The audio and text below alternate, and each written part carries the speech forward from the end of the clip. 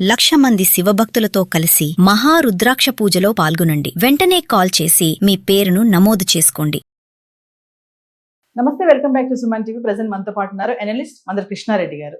నమస్తే సార్. నమస్తే అమ్మా. సార్, ట్రంప్ వచ్చాక ఇప్పటి వరకు కూడా ఎన్నో డెసిషన్ తీసుకోవడము, ఎన్నో రద్దు చేయడము మనం చేస్తూనే ఉన్నాం వీడియోస్. మరి ఇప్పుడు అమెరికా సుప్రీం కోర్టు ట్రంప్కి ఎగెనిస్ట్ గా ఒక షాక్ అయితే ఇచ్చింది. మరి బర్త్ రైట్ సిటిజన్షిప్ ఏదైతే ఉందో దాన్ని తీసేయాలని చెప్పేసి ఎంతో ప్రయత్నం చేశాడు, పరిమితులు విధించాడు. మన వాళ్ళు చాలా ఇబ్బందులు కూడా పడ్డారు ఈ విషయంలో. మరి ఇప్పుడు ఈ బర్త్ రైట్ సిటిజన్షిప్ అనేది ప్రతి ఒక్కరికి కూడా వర్తిస్తుంది అని చెప్పేసి సుప్రీంకోర్టు ఆర్డర్ అయితే పాస్ చేసేసింది. ఒక్కసారి మరి డీటెయిల్గా మాట్లాడుకుంటే, భారతీయులకి అలాగే అమెరికాకు వెళ్ళిన వలసదారులకి లక్షలాది మందికి ఒక శుభవార్త. ట్రంప్ వచ్చినప్పటి నుండి రెండోసారి నిద్రలేని రాత్రులు గడిపినటువంటి వాళ్ళు ఎంతోమంది ఉన్నారు.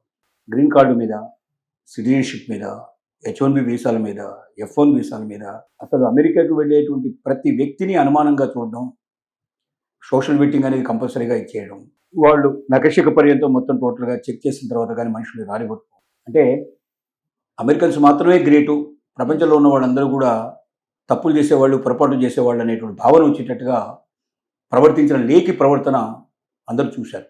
అమెరికాలో పుట్టిన బిడ్డలు వాళ్ళు 18వ సవరణ కింద అమెరికా లోపల 100 సంవత్సరాల క్రితం వాళ్ళు చేసుకున్నటువంటి ఒక రాజ్యాంగ సవరణ ప్రకారంగా అమెరికా గడ్డ మీద జన్మించిన ప్రతి శిశువు అమెరికన్ సిటిజనే అని రాజ్యాంగంలో రాసుకున్నారు. అది 100 సంవత్సరాలు అమలు చేయబడింది. కానీ ట్రంప్ తన వితండవాదంతో అందరి నోళ్లు మూయించి ఆర్డినెన్స్ పాస్ చేశారు. ఏమని? అమెరికాలో పుట్టినంత మాత్రంలో అమెరికన్ సిటిజన్షిప్ రాదు, తల్లి తండ్రి ఇద్దరు అమెరికన్ సిటిజన్స్ అయితేనే ఆ బిడ్డకు సిటిజన్షిప్ వస్తుంది, లేకపోతే రాదు అని ఇంకా చాలా కండిషన్స్ పెట్టాడు. దీంతో భయపడిపోయినారు. ఎందుకంటే లక్షల మంది చిల్లని అక్కడ పుట్టారు, వాళ్ళు పెరిగారు, పెద్దవాళ్ళు అయ్యారు, ఉద్యోగాలు చేస్తున్నారు, పెళ్ళిళ్ళు చేసుకున్నారు, పిల్లల్ని కన్నారు. ఇప్పుడు నువ్వు అమెరికన్ సిటిజన్ కాదంటే ఏ సిటిజన్ వాడు ఇప్పుడు వేరే దేశం వాళ్ళు ఒప్పుకోరు. అమెరికాలో పుట్టాడు కాబట్టి ఇండియాకు వచ్చి నేను ఇండియా పౌరుని అంటే ఇండియా పౌరసత్వం దొరకదు, అమెరికా పౌరసత్వం దొరకదు. చివరికి వాళ్ళు ఎయిర్పోర్ట్లోనే ఉండాల్సిన పరిస్థితి ఏర్పడింది. ఇట్లా కొన్ని ఏళ్ల పాటు ఎయిర్పోర్ట్ నుండి చనిపోయినట్టు వాళ్ళు కూడా ఉన్నారు. దేశంలోకి అలవ చేయరు, వాళ్ళని ఎయిర్పోర్ట్లోనే ఉంచుతారు, బందీలాగా ఉండిపోవాల్సిన పరిస్థితి, ఖైదీలాగా ఉండాల్సిన స్థితి ఏర్పడుతుంది. అంత భయంకరమైన పరిస్థితులు తన పిల్లలకు వస్తుందేమో అనేటువంటి గుండెలు దడదడలాడుతూ బతికినటువంటి లక్షలాది మంది వలసదారులు, ముఖ్యంగా ఇండియన్స్ ఎక్కువ ఎఫెక్ట్ అయ్యింది. ఇండియన్స్ ఎక్కువ ఎఫెక్ట్ అయ్యారు. కాబట్టి వాళ్ళందరూ నిన్న రాత్రి నిశ్చింతగా నిద్రపోయి ఉంటారు.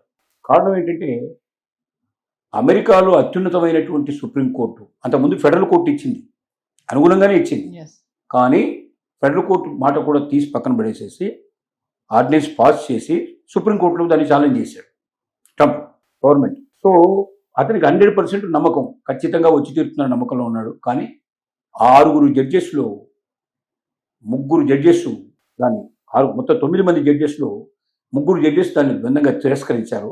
అంటే వాళ్ళు 3 ఒప్పుకున్నారు అనుగుణంగా, ట్రంప్కు అనుగుణంగా 3 తీర్పునిస్తే 6 వ్యతిరేకంగా అమెరికాలో పుట్టిన ప్రతి పౌరుడు తప్పనిసరిగా అమెరికన్ సిటిజన్ అవుతాడనేది చాలా స్పష్టంగా అంగీకరిస్తూ ఆర్డర్ పాస్ చేశారు. అంటే ఇచ్చారు, తీర్పు ఇచ్చేశారు.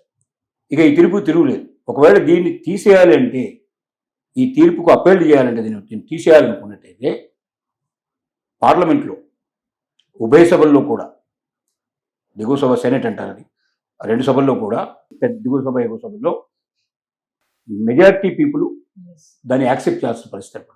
ఇప్పుడున్న పరిస్థితుల్లో ట్రంప్కు మెజారిటీ లేదు. మననే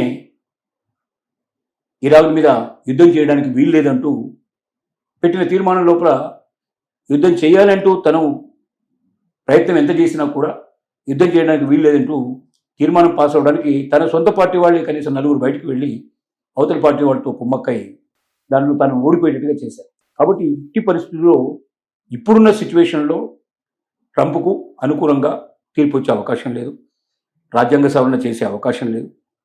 కాబట్టి 99.9999%, ఎందుకంటే ట్రంప్ లాంటి వాడిని % చెప్పడం కొద్దిగా కష్టం. మళ్ళీ ఏ ఆర్డినెన్స్లు తీసుకొస్తాడో, ఏం చేస్తాడో తెలియని పరిస్థితి. కానీ ఏదేమైనప్పటికీ రాజ్యాంగబద్ధంగా మాత్రం చెల్లుబాటు కాదు. మళ్ళీ సుప్రీంకోర్టుకి వెళ్తే ఆటోమేటిక్గా అది కొట్టేసే పరిస్థితి ఏర్పడుతుంది. కాబట్టి ఇది చాలా సేఫ్ అయినటువంటి విషయం. లక్షల కుటుంబాలకి ఒక ఆనందాన్ని, వెలుగును, సంతోషాన్ని ఇచ్చేటువంటి వార్త అని చెప్పక తప్పదు. అంటే గతంలో సార్ ఇద్దరికి గ్రీన్ కార్డ్ ఉంటేనే బర్త్ రైట్ సిటిజన్షిప్ వస్తుంది ఆ పిల్లలకి అని అన్నారు. ఒక్కరికి కూడా అవసరం లేదా సార్? అసలు ఎవరికీ లేదు. ఎవరికీ అసలు లేదు. సిటిజన్షిపే లేకపోయినా అక్కడ పుడితే చాలు. చాలా మంది ఏం చేశారంటే పక్కపక్కన దేశాల వాళ్ళంతా కూడా కరెక్ట్గా ప్రెగ్నెన్సీ వచ్చిన తర్వాత డెలివరీ టైంకి ఒక వారం రోజులు, 15 రోజులు, నెల రోజుల ముందర కూడా అక్కడికి వచ్చి అక్కడ బర్త్ రైట్ షిప్ తీసుకున్నట్టు వాళ్ళు చాలా మంది ఉన్నారు. ఎస్. ముఖ్యంగా మెక్సికన్ పక్కన మెక్సికో ఏదైతే ఉందో ఆ మెక్సికో వాళ్ళు బాగా దీని లోపల విపరీతంగా బార్డర్ క్రాస్ చేసి వస్తారు వాళ్ళు. అలాగే పాకిస్తాన్ వాళ్ళు కొంతమంది పోయారు, చైనా వాళ్ళు కొంతమంది పోయినారు. చాలా దేశాల వాళ్ళు ప్రెగ్నెన్సీ టైంలోనే వాళ్ళు బర్త్ రైట్ సర్టిఫికేట్ కోసం అక్కడికి వెళ్ళి బర్త్ రైట్ సర్టిఫికేట్ తీసుకున్నారు. సో ఇది చాలా దేశాల్లో జరుగుతూ ఉంటుంది.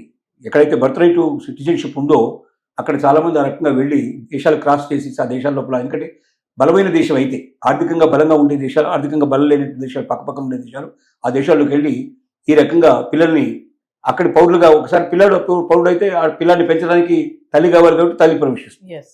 తల్లితో పాటు తల్లి వెళ్తాడు. అంటే మెల్లగా కుటుంబం మొత్తం టోటల్గా అక్కడ ఆక్యుపై చేసుకోవడానికి ఒక అవకాశం ఏర్పడుతుంది. ఎస్. అంటే ఈజీ సిస్టమ్, ఏ సర్టిఫికెట్లు అవసరం లేకుండా, ఎక్కడ డబ్బు ఖర్చు పెట్టాల్సిన అవసరం లేకుండా దొంగతనంగా బార్డర్ క్రాస్ చేసేసి అమెరికాలో ప్రవేశించి అక్కడ పిల్లాన్ని కంటే, అక్కడ హాస్పిటల్లో చేరిపోయి పిల్లాన్ని కంటే, శిశువుని కంటే ఆటోమేటిక్గా బర్త్ రైట్ షీట్ వచ్చేస్తుంది. Thank you.